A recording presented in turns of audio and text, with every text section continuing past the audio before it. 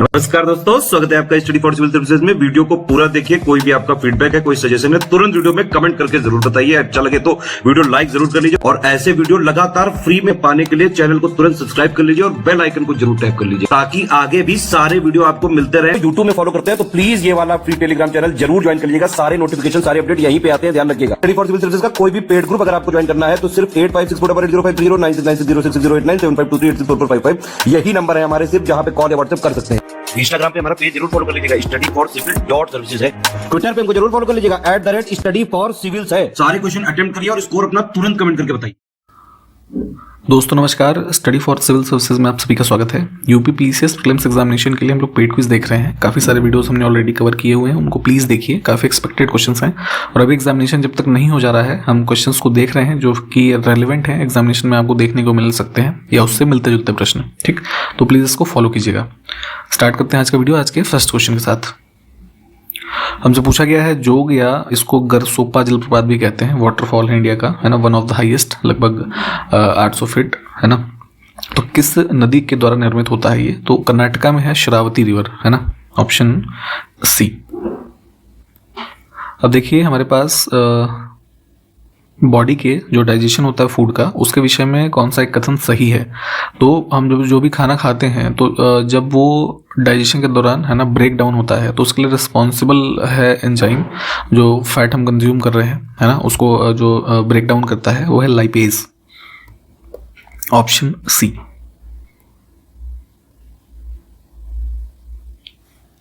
Insulin के बारे में आपने पढ़ा होगा, तो ह्यूमन बॉडी से संबंधित ये भी है।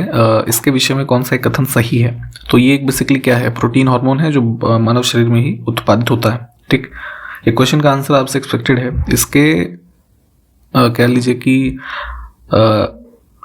अधिकता से या कमी से, है ना, जो हमें ये डायबिटीज एक तरीके से होता है। ठीक, तो ये किसकी वजह से होता है? इंसुलिन की कमी हो जाती है या अधिकता? नेक्स्ट है, कौन सा पेयर सुमेलित नहीं है? कुछ इंस्टीट्यूशंस हैं भारत के और कहाँ पर वो स्थित हैं। ठीक, तो राष्ट्रीय उड़ान प्रशिक्षण संस्थान बेलगाम लिखा है, ये गलत है, हरियाणा में है ये। ठीक है, गुरुग्राम में।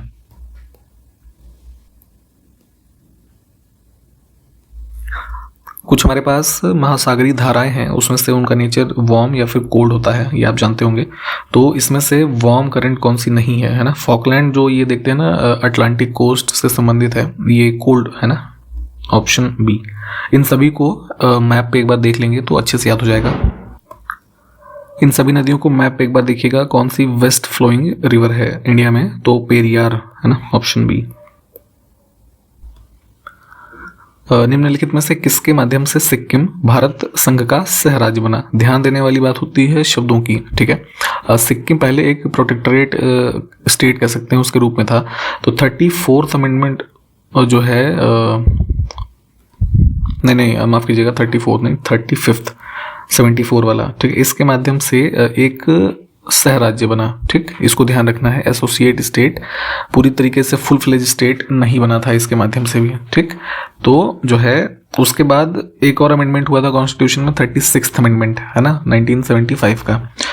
तो उसके माध्यम से लेजिस्लेटिव असेंबली वगैरह, है ना, का प्रोविजन इसमें किया गया और पूरी तरीके से फुल्ली एक स्टेट तब जाकर के सिक्किम बना। तो ये दोनों बातों को ध्यान रखेंगे। इस क्वेश्चन के हिसाब से 35th वाला सही है।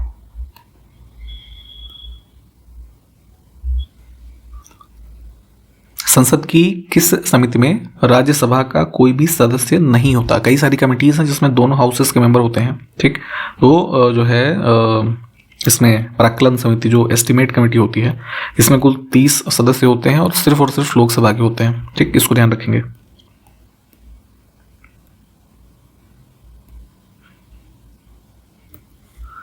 भारत में सिंदूर डॉल्फिन दुनिया के जो सबसे दुर्लभ स्तनधारियों में से एक है, किस नदी में पाई जाती है? तो इंडस की हमारी ट्रिब्यूटरी है, ब्यास, ठीक, पंजाब रीजन में, यहाँ पे मिलती है। संविधान की 8वीं अनुसूची में हमारी ऑफिशियल लैंग्वेजेस मेंशन्ड हैं, कुल उनकी संख्या है 22। तो इन विकल्पों में से कौन सा विकल्प है जिसमें सभी वो लैंग्वेजेस हों जो हमारे 8वीं अनुसूची में है संविधान की? ठीक, तो संथाली, उर्दू, कोंकणी और मैथिली, ऑप्शन बी। बौद्ध ग्रंथ है मध्यम निकाय, इसके बारे में पूछा गया है कि ये किस भाषा में लिखा गया। तो कंपाइलेशन है ये कई सारे जो है सूत्रों का है ना, जो है बौद्ध धर्म से संबंधित पाली लैंग्वेज में, ऑप्शन बी। ठीक, कई बार ये पूछते हैं कि जो है ये किस टाइप ऑफ बुद्धिज्म से संबंधित है, तो थेरावाद, है ना, इसको ध्यान रख सकते हैं। कुछ समितियों के नाम लिखे हैं जिसने भारत में चुनाव सुधारों पर रिपोर्ट दी थी। काफ़ी ये पॉपुलर है, दिनेश गोस्वामी समिति, तारकुंडे भी है, इंद्रजीत गुप्ता, बलवंत राय मेहता समिति आप जानते हैं, ये पंचायती राज इंस्टीट्यूशन से संबंधित है। ठीक, तो ये अलग हो गई 1 2 3।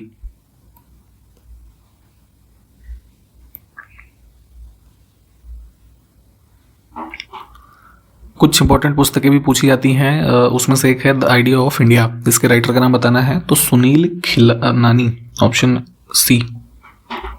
सीमा सड़क संगठन किसके प्रशासनिक नियंत्रण में होता है? भारत के जो सीमावर्ती राज्य हैं या स्पेशली जो इंटरनेशनल बॉर्डर्स है उसके आसपास जो सड़कों का निर्माण होता है ना, ये संस्था करती है और ये मिनिस्ट्री ऑफ डिफेंस के अंतर्गत आती है। Largest producer of salt in India, तो ये जो है गुजरात। नेक्स्ट है भारतीय उपमहाद्वीप की 3 महत्वपूर्ण नदियों का स्रोत। वृहत हिमालय में मानसरोवर झील है ना, उसमें मतलब वहां से इसका ओरिजिन है। इसको प्लीज मैप पे भी लोकेट कीजिएगा। तो ये नदियां कौन कौन सी हैं? ठीक, तो ब्रह्मपुत्रा, इंडस और सतलज। ठीक, तो यहां से इनका ओरिजिन होता है, इस ग्लेशियर से। इसमें से कास्ट स्पिरिट यानी कि वुड स्पिरिट है ना, किसको कहा जाता है? ये क्वेश्चन अक्सर पूछा जाता रहता है। तो मेथेनॉल पे क्लिक है, यहाँ पे आप देख रहे होंगे, ये हमारा होता है CH3OH। ठीक, कई सारे जो इंडस्ट्रीज में सॉल्वेंट या एंटी फ्रीज एजेंट और ये फॉर्मल्डिहाइड वगैरह जो है इसके कंस्ट्रक्शन में इसको यूज करते हैं। निम्नलिखित में से कौन काकोरी षड्यंत्र मामले से जुड़ा नहीं था? तो जो लखनऊ के पास काकोरी ट्रेन एक्शन है ना की घटना हुई, तो उसमें सूर्य सेन जो थे ना, ये नहीं थे। इनका मतलब नाम अगर हम मेनली देखें तो जो चिटगांव आमरी रेड वाला था इवेंट है ना 1930 का, ठीक, उसमें मेनली ये एसोसिएटेड रहे। नेक्स्ट है बंगला भाषा में रचित ऐतिहासिक उपन्यास दुर्गेश नंदिनी के लेखक का नाम बताना है। तो ये बंकिम चंद्र चटर्जी है ना। गांधी जी ने किस आंदोलन के समय वेल्स के राजकुमार का बहिष्कार करने का आह्वान किया था? नॉन कोऑपरेशन मूवमेंट चल रहा था है ना, जो कि चौरी चौरा कांड होने के बाद स्थगित किया गया था गांधी जी के द्वारा। तो उसी आंदोलन के दौरान जो है गवर्नमेंट एजुकेशनल इंस्टीट्यूशन जो थे, कोर्ट है ना, गवर्नमेंट सर्विसेज, और यहाँ पे वेल्स जैसे जो इंग्लैंड से आप समझते हैं तो उसके राजकुमार, इनके अराइवल वगैरह से संबंधित ये सब पे जो है बहिष्कार किया जा रहा था। नेक्स्ट है पहला G20 शिखर सम्मेलन कब और कहाँ पर हुआ था? तो जैसे अभी 2023 में आपने देखा कि इंडिया में हुआ, ठीक, तो 2008 में वॉशिंगटन में हुआ था ये, ऑप्शन बी। और अभी 2024 की अगर हम बात करें तो ये होना है कहाँ पे? ब्राजील में, ठीक, यही नवंबर महीने में। कौन सा राज्य भारत का ऐसा है जो बॉक्साइट का सबसे बड़ा भंडार रखता है? तो बॉक्साइट रिजर्व सबसे ज़्यादा है, मोर देन 40% इसमें उड़ीसा में, पूरे इंडिया के रेफरेंस में अगर हम बात करें। भारत सरकार ने जल प्रदूषण निवारण एवं नियंत्रण अधिनियम कब पारित किया था? काफ़ी इंपॉर्टेंट एक्ट्स होते हैं ये है ना, तो उसमें से ही एक ये है 1974 का।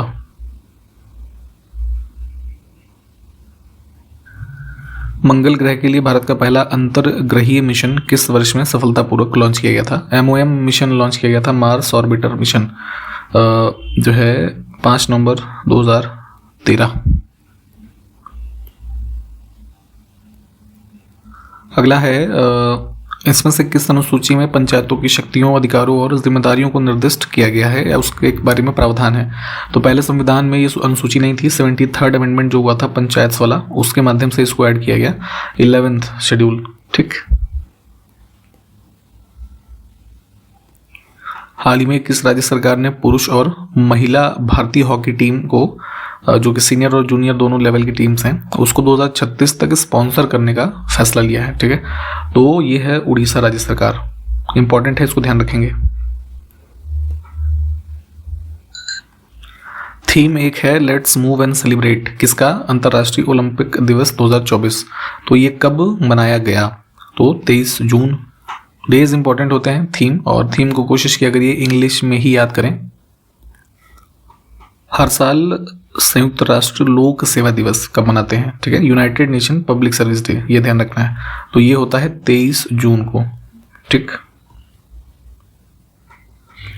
नेक्स्ट है, हाल ही में भारत ने किस देश में समुद्री बचाव समन्वय केंद्र स्थापित किया है? तो ध्यान रखिएगा, इंडिया के द्वारा स्टैब्लिश किया गया है ये श्रीलंका में, ठीक। और उद्घाटन किया था इसका हमारे जो फॉरेन मिनिस्टर हैं एस जयशंकर जी ने, ठीक। Option D. कुछ हमारे पास इवेंट्स हैं, उसको क्रोनोलॉजी में लगाना है। तो देखिए, इन सब में से सबसे पहले जो ये थे जेम्स ऑगस्टस हिक्की, है ना, तो इनके द्वारा एक इंडिया का कह सकते हैं पहला न्यूज़पेपर पब्लिश किया गया, है ना, बंगाल गजट नाम से। तो ये पब्लिश हुआ था जनवरी 1780 में। तो सबसे पहला इवेंट हमारा यही है, ठीक। तो 3 नंबर का हमारा पहले आ गया। फिर चौथा इवेंट इसमें जो है वो उसके बाद आएगा, सर विलियम जोन्स के द्वारा एशियाटिक सोसाइटी ऑफ बंगाल की स्थापना 1784 में की गई थी, है ना। तो हाँ, तो ये कोड अगर आप यहाँ पे देखें ना, तो 3, 4, 2, 1, ये सब ऊपर के 2 तो बहुत बात की घटनाएं हैं।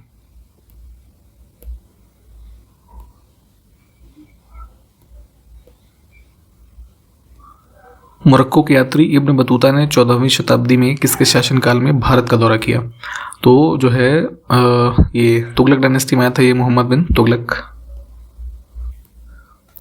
इब्न बतूता के बारे में ही 3 कथन है हमारे पास, उसमें से कौन से सही हैं? बहुत ध्यान से देखा करिए सही या गलत क्या पूछा गया है। तो देखिए, 2 स्टेटमेंट तो हमने अभी ऊपर ही डिस्कस किए। एक किताब लिखी गई थी इसके द्वारा, किताब उल रिहला, है ना, ट्रेवलॉग था इसका ये, तो इसकी भी रचना इसने की थी। तो सारे कथन ठीक हैं।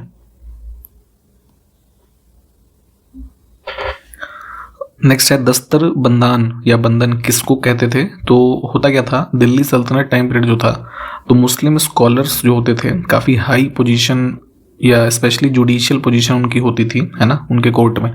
तो उनको जो है दस्तार बंदान कहते थे। बेसिकली क्या होता था, एक प्रकार का पगड़ी जैसा होता था, दस्तार उसी को कहते हैं, पगड़ी को। तो उसको ये लोग पहना करते थे, है ना, तो उसी से इनका ये नाम पड़ा था, जो जुडिशियल पोजीशंस पे ऐसे मुस्लिम स्कॉलर्स होते थे, ठीक। तो इसमें से कौन हुआ? उलेमा, है ना, इनको इस नाम से भी जानते हैं।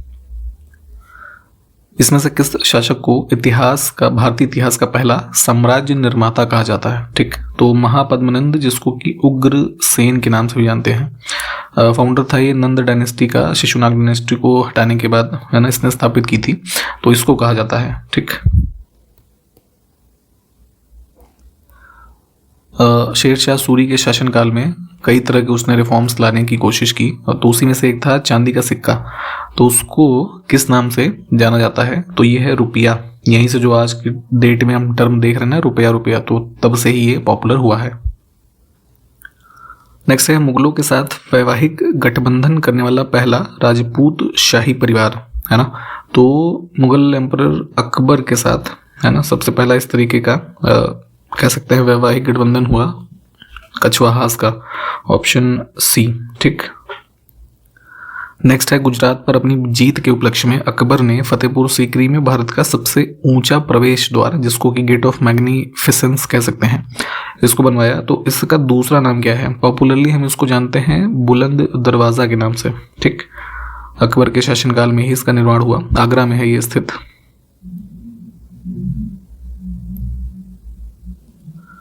किस मुगल सम्राट को श्रीनगर कश्मीर में दिवाली मनाने के लिए जाना जाता है? तो अकबर जो है काफ़ी रिलीजियसली उसके सभी धर्म के लोगों के साथ, है ना, संबंध रहे, तो उसी में से एक है कश्मीर के रीजन में इसने जो है दिवाली सेलिब्रेट किया वहाँ के लोकल लोगों के साथ। किस मुगल शासक ने लाला कलावंत से हिंदू संगीत सीखा था? तो यही था अकबर ही, ठीक। इसमें लाला कलावंत का भी नाम ध्यान रखेंगे इस रेफरेंस में, कई बार ये भी पूछ सकते हैं कि ये किस चीज से संबंधित है। नेक्स्ट है, 31 दिसंबर 1802 को किस मराठा राजनेता ने बसीन की संधि पर हस्ताक्षर किए थे? बट ईस्ट इंडिया कंपनी जो थी और पेशवा जो थे, इनके बीच ट्रीटी हुई थी, बसीन की संधि जो है बाजीराव द्वितीय, ठीक। आफ्टर ये एक बैटल हुई थी, उसको भी ध्यान रख सकते हैं, बैटल ऑफ पूना, है ना, इसी संबंध में। 2 कथन और कारण हैं, उसके बारे में सही उत्तर देखना है हमें। कथन कह रहा है कि 20वीं शताब्दी में निर्धनता एवं निर्धन व्यक्ति हमारी चिंता एवं कर्तव्य बने। 5 ईयर प्लान्स को भी अगर हम देखें तो कई सारे प्लान्स में टारगेटेड चीज़ ही थी पॉवर्टी, है ना, तो कह सकते हैं, है ना। 1980s में आप देखेंगे तो ये सब मुद्दे काफ़ी इस पे काम किया गया, तो ये चिंता का विषय था, नो डाउट, ठीक। रणनीतिक रूप से यहाँ लक्ष्य भेदन क्रियाओं का अभाव था, जिसके फलस्वरूप इस मुद्दे को गति मिली।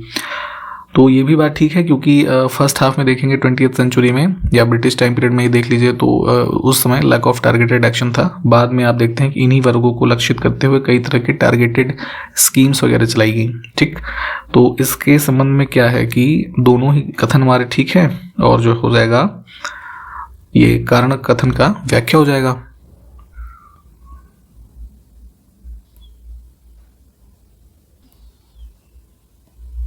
ठीक, तो यहाँ पे हमने कंप्लीट किया है इस वीडियो को। सारे क्वेश्चंस देखें, जो क्वेश्चंस पूछे गए हैं उसको आप हमें उत्तर बता सकते हैं कमेंट करके।